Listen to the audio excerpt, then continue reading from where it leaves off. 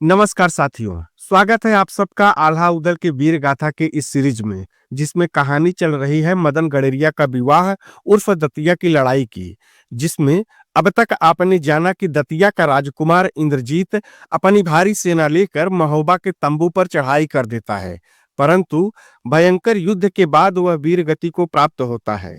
इंद्रजीत को वीरगति मिलते ही उसका भाई भीमसेन प्रतिशोध लेने के लिए आगे बढ़ता है। यहाँ तक की कहानी आपने पिछले भाग में जाना। अब कहानी में आगे बढ़े उससे पहले आपसे वही रिक्वेस्ट कि अगर आप इस चैनल पर पहली बार आए हैं तो चैनल को सब्सक्राइब करें, वीडियो को लाइक करें और ज्यादा से ज्यादा शेयर करें। अब आते हैं कहानी पर। साथियों, अपने भाई इंद्रजीत की वीरगति देखकर भीमसेन ने अपना आपा खो दिया। क्रोध से लाल भीमसेन अपनी गदा लेकर महोबा की सेना पर काल बनकर टूट पड़ा। उसके गदा का हर प्रहार प्रचंड था। अगर गदा धरती पर पड़ती तो धरती हिल जाती थी, और अगर गदा सैनिकों पर पड़ती तो सैनिक जमीन छोड़कर ऊपर उड़ जाता। वह दहाड़ते हुए और यह कहते हुए आगे बढ़ रहा था कि यह वार इंद्रजीत के रक्त का प्रतिशोध है। उसकी गदा लगातार चल रही थी। जिस ओर वो बढ़ता, महोबा की सेना पीछे हटने लगती। उसके प्रचंड वार से योद्धा संभल भी नहीं पा रहे थे। महोबा की ओर से कई वीर सरदार भीमसेन को रोकने के लिए आगे आए, पर कोई भी उसके क्रोध के सामने टिक नहीं पाया। भीमसेन अपने मार्ग में आए हर प्रतिरोध को तोड़ता हुआ आगे बढ़ रहा था। रणभूमि में अब यह स्पष्ट हो चुका था कि इंद्रजीत का अंत अब युद्ध को और भी भयानक बना चुका था। भीमसेन ने क्षण भर रुककर आकाश की ओर देखा और गंभीर स्वर में कहा, भैया इंद्रजीत, जब तक यह गदा मेरे हाथों में है तब तक मैं महोबा की सेना का संहार करता रहूंगा और तुम्हारा रक्त व्यर्थ नहीं जाने दूंगा। उसके शब्दों में केवल प्रतिज्ञा नहीं था, बल्कि वो आने वाले विनाश का एक संकेत था। रणभूमि में अब एक नई शक्ति उतर चुकी थी और महोबा की सेना यह समझ चुकी थी कि युद्ध का सबसे विनाशक अध्याय अब प्रारंभ हुआ है। इंद्रजीत के पतन के बाद भीमसेन अब किसी तूफान की तरह महोबा की सेना के भीतर प्रवेश करता जा रहा था। वह दहाड़ते हुए आगे बढ़ा। उसकी दहाड़ नगाड़ों से भी अधिक प्रचंड थी। भीमसेन ने अपनी भारी गदा दोनों हाथों से पकड़कर घुमाई। जिस दिशा में गदा का चक्र चला, उस दिशा के सैनिक संभल भी नहीं पा रहे थे। कहीं ढालें टूटी तो कहीं भाले हाथों से छूट गए और कई सैनिक धरती पर गिर पड़े। उसके हर वार में अद्भुत शक्ति थी। ऐसा प्रतीत होता था मानो स्वयं रण देवता भीमसेन के हाथों में उतर आए हो। भीमसेन आगे बढ़ता गया और उसके पीछे महोबा की सेना में अफरा तफरी मचती चली गई। घोड़े बिदकने लगे, कतारें टूटने लगी और सैनिक अपनी जान बचाने के लिए इधर उधर भागने लगे। रणभूमि में हाहाकार मच चुका था। यह दृश्य महोबा के महावीर आल्हा का पुत्र इंदल भी देख रहा था। जब इंदल ने देखा कि भीमसेन अकेले ही पूरी सैनिक की पंक्ति को तोड़ते चले जा रहा है और सैनिकों में भगदड़ मच गई है, तो उसका रक्त खौल उठा। उसने तलवार कसकर पकड़ी और आगे बढ़ते हुए कहा, रुको दतिया के वीर, यह रणभूमि वीरों के सामने वीरता दिखाने की है। कमजोर सैनिकों पर क्या अपनी ताकत दिखा रहे हो? आओ जरा मुझसे भी अपनी ताकत आजमा लो। इतना कहते हुए इंदल सीधे भीमसेन के सामने आ खड़ा हुआ। तब भीमसेन ने अपनी गदा रोकते हुए गंभीर स्वर में कहा, कौन हो तुम जो मेरे मार्ग में खड़ा होने का साहस कर रहे हो? इस पर इंदल ने उत्तर दिया, मैं इंदल हूँ, महावीर आल्हा का पुत्र, और आज मैं महोबा की सेना का ढाल बनूंगा। इंदल की बात सुनकर भीमसेन गरज पड़ा, तो सुन लो इंदल, आज मेरी यह गदा मेरे भैया इंद्रजीत के रक्त का उत्तर मांग रही है। यदि सामने आया है तो पीछे हटने की आशा मत रखना, क्योंकि यह तुम्हारी अंतिम लड़ाई होगी। भीमसेन की बात सुनकर इंदल ने तलवार उठाई और दहाड़ते हुए बोला, और मैं भी अपने पिता के कदमों पर चलते हुए रणभूमि में पीठ नहीं दिखाऊंगा। आओ यही निर्णय हो जाए कि किसके जीवन की यह अंतिम लड़ाई होने वाली है। फिर क्या था, अगले ही क्षण दोनों योद्धा एक दूसरे पर टूट पड़े। इंदल की तलवार तेजी से चमकी और सीधा वार किया। भीमसेन ने गदा घुमाकर उस वार को रोका। दोनों लोहे की टकराहट से चिंगारियां उड़ पड़ी। फिर भीमसेन ने गदा से जोरदार प्रहार किया, जिससे इंदल पीछे हटा पर संतुलन बनाए रखा। फिर इंदल और भीमसेन में भयानक युद्ध हुआ। कोई पीछे हटने को तैयार नहीं था। लगातार वार और बचाव चलता रहा। अब रणभूमि में सभी की दृष्टि इसी युद्ध पर टिक गई थी। एक ओर था बल और प्रतिशोध, तो दूसरी ओर था यौवन, कौशल और परंपरा। भीमसेन ने अपनी गदा को पूरे वेग से घुमाया। इंद्र ने फुर्ती से बचते हुए अपनी तलवार से पलटवार किया। दोनों में कोई पीछे हटने को तैयार नहीं था। रणभूमि में हाहाकार थम गया था और अब उसकी जगह सन्नाटा छा गया था। वह सन्नाटा जो केवल दो महान योद्धाओं के युद्धों में देखा जाता है। यह स्पष्ट था कि यह युद्ध अब केवल सेनाओं का नहीं, बल्कि दो परंपराओं की टक्कर बन चुका था। रणभूमि में धूल का गुबार उठ चुका था। दोनों सेनाएं कुछ पल के लिए मानो ठिठक सी गई हो। एक ओर महोबा के महावीर आल्हा के पुत्र इंदल, तो दूसरी ओर दतिया का राजकुमार भीमसेन, जिसकी गदा इस समय यमराज के दंड के समान गरज रही थी। भीमसेन ने गदा को घुमाकर ऐसा वार किया कि गदा हवा को चीरती हुई सीधे इंदल की ढाल पर जा लगी। वार इतना प्रचंड था कि एक धड़ाम की आवाज हुई और इंदल की ढाल दरक गई। फिर इंदल ने तलवार से पलट वार किया। एक दो तीन वार नहीं, बल्कि लगातार वार करता रहा, पर भीमसेन टस से मस नहीं हुआ। फिर उसने गदा ऊपर उठाई और पूरे बल से इंदल की ओर फेंक दिया। इंदल ने वार रोकने का प्रयास तो किया, पर प्रहार इतना भयंकर था कि उसकी तलवार हाथ से छूटकर दूर जा गिरी। क्षण भर में रणभूमि का माहौल बदल गया। अब इंदल निहत्था था और तभी भीमसेन गरजा और बोला कि तुम आल्हा के पुत्र हो, इसलिए अब भी जीवित हो, पर युद्ध में दया नहीं होती। इतना कहते हुए उसने एक बार फिर अपनी गदा उठाई। उस वार से बचने के लिए इंदल ने अपनी टूटी ढाल को आगे किया, पर इस वार में इतनी ताकत थी कि ढाल को तोड़ता हुआ इंदल के सीने से जा टकराया और ढाल पूरी तरह टूटकर बिखर गया और इंदल भी अपना संतुलन न संभाल पाया और घोड़े से गिरकर धरती पर आ पड़ा। धूल में लथपथ, शरीर घायल, पर आंखों में अब भी वही वीरता की ज्वाला थी। भीमसेन बिना देर किए एक बार फिर आगे बढ़ा। उसने गदा को आकाश की ओर उठाया और बोला कि अब निर्णय होगा। उसकी गर्जना गूंज उठी। रणभूमि में हर सांस थम सी गई थी और भीमसेन का गदा तेजी से इंदल की सिर की ओर झपटा और तभी एक धड़ाम की जोरदार आवाज हुई और भीमसेन का प्रहार एक मजबूत ढाल से टकराकर रुक गया और एक धूल का गुबार उठ पड़ा। और जब धूल छटी तो सबने देखा कि वह ढाल महोबा के वीर मलखान की थी। मलखान ढाल पकड़े इंदल के सामने खड़ा था। उसकी आंखों में क्रोध की ज्वाला थी और स्वर में पहाड़ों जैसी दृढ़ता। उसने दृढ़ स्वर में लगभग गुर्राते हुए कहा, जब तक मलखान जीवित है तब तक आल्हा के पुत्र इंदल का कोई बाल भी बाका नहीं कर सकता, और तुम इसे अपना अंतिम वार समझ रहे हो। भीमसेन अपने इस वार को खाली जाते देख झल्ला उठा था। असल में मलखान दूर से इंदल का युद्ध देख रहा था। जब उसने देखा कि इंदल संकट में है तो वह रणभूमि को चीरता हुआ वहां पहुंच चुका था। भीमसेन एक पल को ठिठक गया।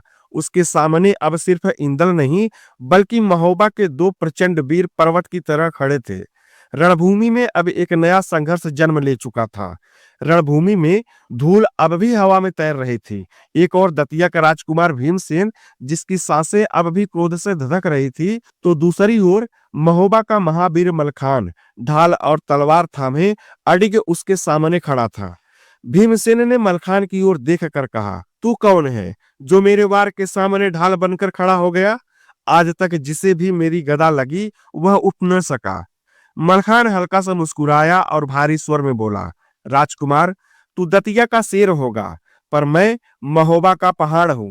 जिस दिन मलखान पीछे हटा उस दिन धरती अपना धर्म छोड़ देगी। अब दोनों की आंखें एक दूसरे में गड़ गई। अब शब्दों की नहीं, शक्ति की परीक्षा होने वाली थी।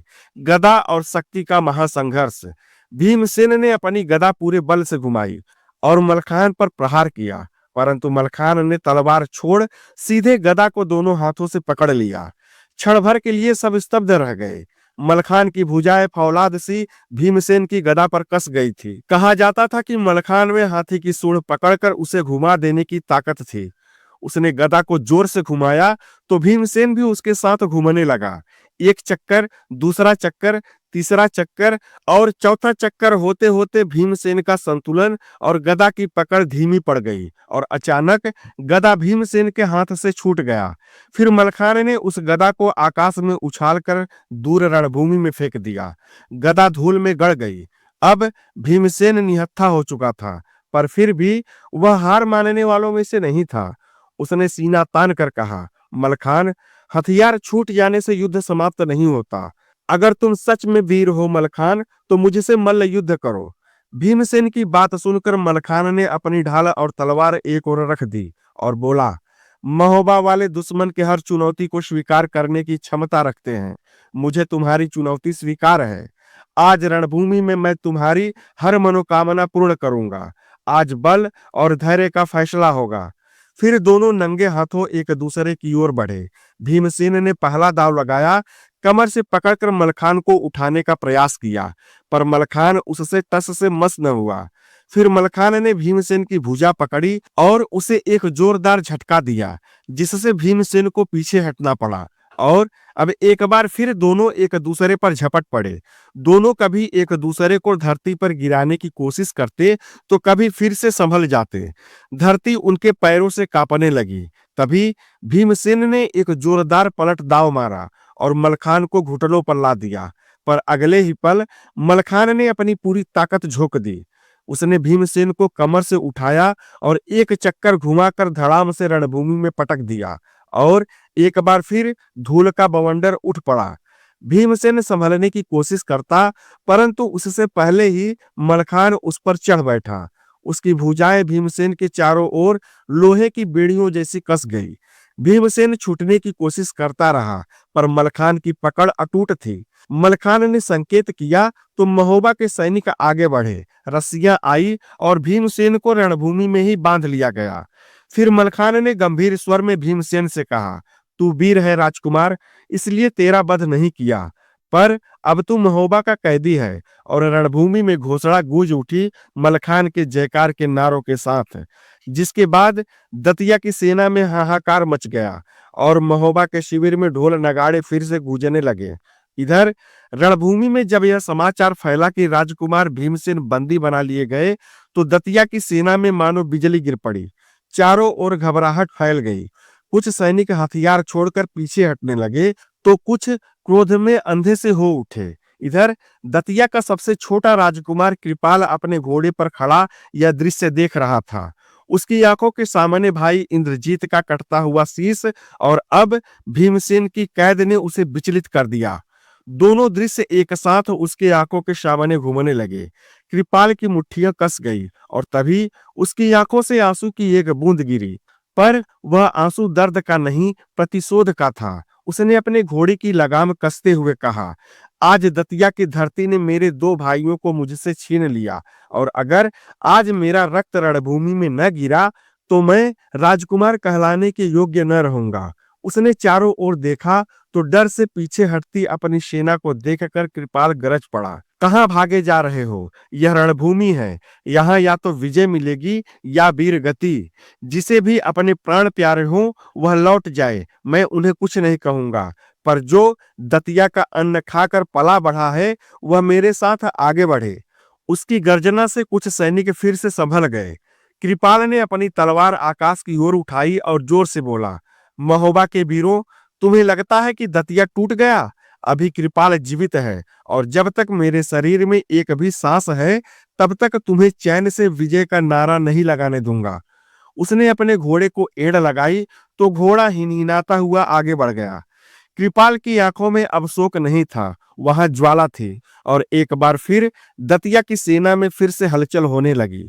अब एक नया संघर्ष जन्म ले चुका था। जब राजकुमार कृपाल ने अपने भाई भीमसेन को रस्सियों में जकड़ा महोबा के सैनिकों के बीच ले जाते देखा तो उसका रक्त उबल पड़ा और उसने बिना कुछ सोचे अपने घोड़े को एड़ लगाई और भीमसेन की ओर बढ़ चला। उसकी तलवार हाथ में चमक रही थी।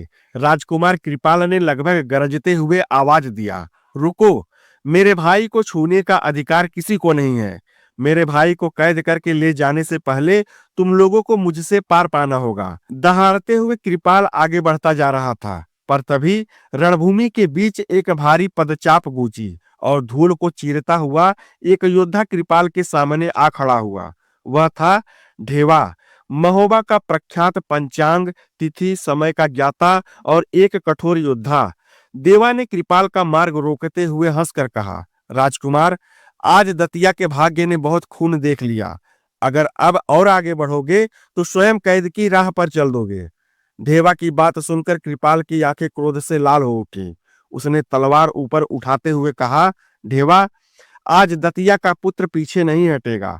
भाइयों की रक्षा मेरा धर्म है और युद्ध करना मेरा कर्म है, और मुझे मेरे कर्म और धर्म के मार्ग में मृत्यु भी स्वीकार्य है।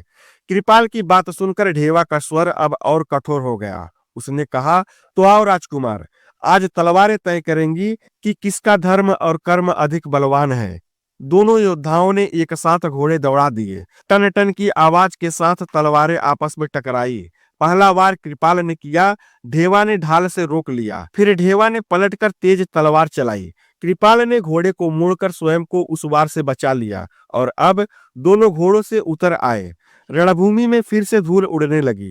कृपाल ने अपनी तलवार तेजी से घुमाई तो ढेवा पीछे हटा और अचानक सांग निकालकर कृपाल की ओर फेंक दिया।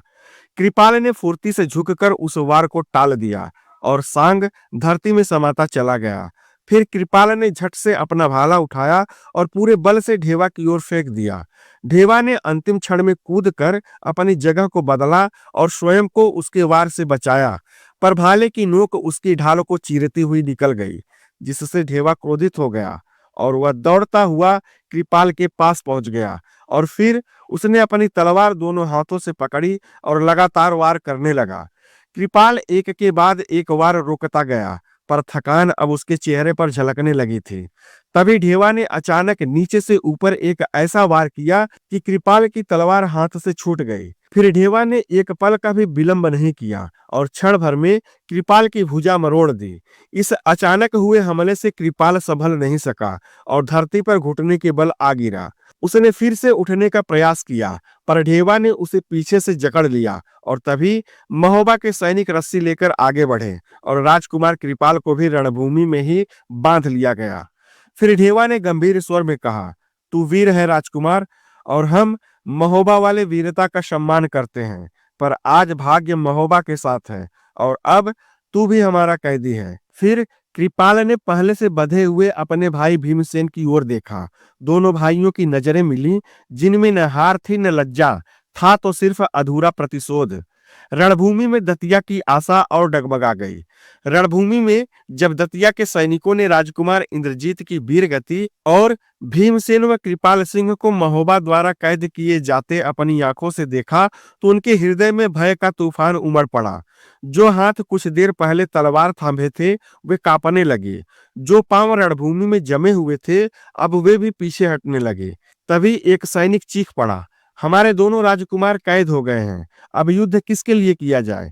तभी दूसरा बोला कि हाँ, महोबा के वीर अजय हैं, अब यहाँ रुकना मतलब मृत्यु को बुलाना है। क्षण भर में अनुशासन टूट गया। सेनापति की आवाज शोर में दब गई। ढालें धरती पर गिरने लगी। तलवारें हाथों से छूट गई। घोड़े बिना सवार के भागने लगे। दतिया की सेना अब सेना नहीं रही, वह डर से भागती हुई भीड़ बन चुकी थी। हर कोई एक ही दिशा में भाग रहा था, दतिया के किले की तरफ। पीछे रणभूमि में धूल, रक्त और पराजय छूट गई। जो रास्ता सुबह नगाड़ों और जयघोष से गूंज रहा था, वही मार्ग अब करुण चित्कारों से भर गया था। कुछ सैनिक घायल अवस्था में लड़खड़ाते हुए भाग रहे थे, तो कुछ अपने साथियों को पीछे छोड़कर नंगे पांव दौड़ पड़े थे। कई सैनिक रास्ते में गिर पड़े, पर उठाने वाला वहां कोई नहीं था। हर किसी के मन में एक ही बात थी कि पहले जान बचाओ, फिर युद्ध देखा जाएगा। इधर दतिया के किले में जब यह समाचार पहुंचा कि राजकुमार इंद्रजीत रणभूमि में वीरगति को प्राप्त हो गए हैं और भीमसेन व कृपाल महोबा द्वारा कैद कर लिए गए हैं तथा दतिया की सेना किले की ओर भाग रही है, तो महाराज वंश गोपाल क्षण भर के लिए निशब्द हो गए। उनका चेहरा फीका पड़ गया। हाथ में पकड़ा राजदंड धीरे से धरती पर आकर टिक गया। कचहरी में मौन छा गया। महाराज ने गहरी सांस ली और आंखें बंद कर ली। उनके सामने तीनों पुत्रों के चेहरे एक एक कर उभरने लगे। इंद्रजीत रणभूमि में वीरगति को प्राप्त, भीमसेन और कृपाल शत्रु की कैद में हैं। यह सोचकर राजा का हृदय पर्वत सा भारी हो गया। वे गहरी सोच में डूब गए।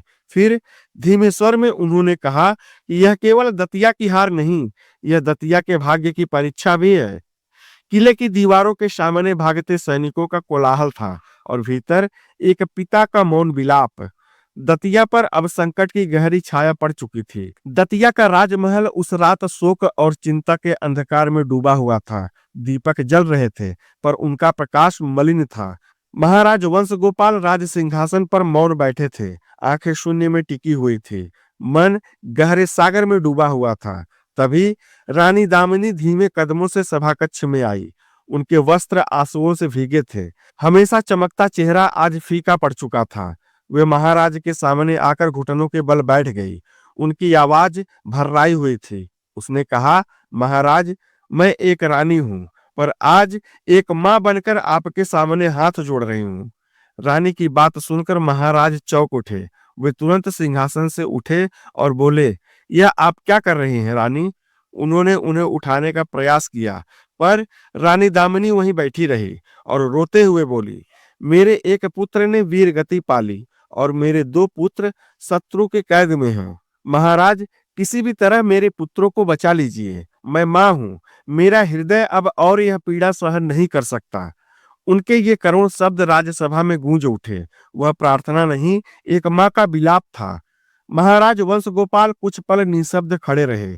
उनकी आंखों के सामने इंद्रजीत का वीर चेहरा उभर आया। फिर भीमसेन और कृपाल शत्रु की बेड़ियों में नजर आए, जिससे राजा का हृदय दो भागों में बट गया। एक ओर राजधर्म, दूसरी ओर पितृधर्म। कुछ देर शांत रहने के बाद उन्होंने धीरे से रानी दामिनी को उठाया और अब उनकी आवाज भारी पर दृढ़ थी। उन्होंने रानी से कहा, रानी, आज आपने राजा से नहीं, एक पिता से प्रार्थना की है। फिर उन्होंने आकाश की ओर देखा और आगे कहा, जब तक मेरे शरीर में प्राण है, तब तक मेरे पुत्रों का कोई बाल भी बाका नहीं कर सकता। रहा कैद करने की बात, तो वह तो बहुत दूर है। फिर महाराज ने राजदंड मजबूती से थाम लिया और सभा की ओर मुखातिब होकर घोषणा किया कि मैं वंशगोपाल, दतिया का महाराज, आज यह वचन देता हूं, या तो मैं अपने दोनों पुत्रों को सुरक्षित लेकर लौटूंगा या रणभूमि में उनके साथ वीरगति को प्राप्त करूंगा। राजा की प्रतिज्ञा सुनकर रानी दामिनी की आंखों से आंसू बह निकले, पर उनमें अब एक आशा की किरण थी। फिर महाराज ने तुरंत आदेश दिया, सेनापति, बचे हुए शेष सेना को संगठित करो, घोड़ों को सुसज्जित किया जाए, हथियार तैयार करो। सुबह मैं यानी दतिया का राजा स्वयं रणभूमि में उतरेगा।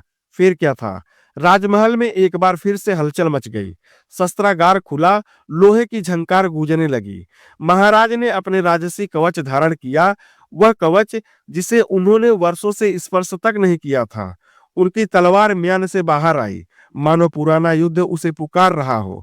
रानी दामिनी ने आगे बढ़कर महाराज का तिलक कांपते हाथों से किया और राजा से कहा कि महाराज, मैं अपने पुत्रों को आपके हाथों सौंपती हूँ। तब महाराज ने सर झुकाया और बोला, मैं आपकी आस्था को रणभूमि में कलंकित नहीं होने दूंगा। दतिया का राजा अब केवल शासक नहीं था, वह एक पिता बनकर युद्ध के लिए चल पड़ा था। अब एक और भाग्य निर्णायक यात्रा आरंभ हो चुकी थी। साथियों, आपको क्या लगता है, क्या महाराज वंशगोपाल अपने दोनों पुत्रों को मुक्त करवा पाएंगे या फिर रणभूमि में वह भी कैद हो जाएंगे? क्या राजकुमारी चंद्रकला का विवाह मदन गरेडिया से हो पाएगा? आप अपनी प्रतिक्रिया कमेंट बॉक्स में अवश्य दें। पीछे की कहानी जानने के लिए प्लेलिस्ट अवश्य देखें। फिर मिलता हूं आपसे इस कहानी के अगले भाग में। तब तक के लिए जय हिंद, धन्यवाद।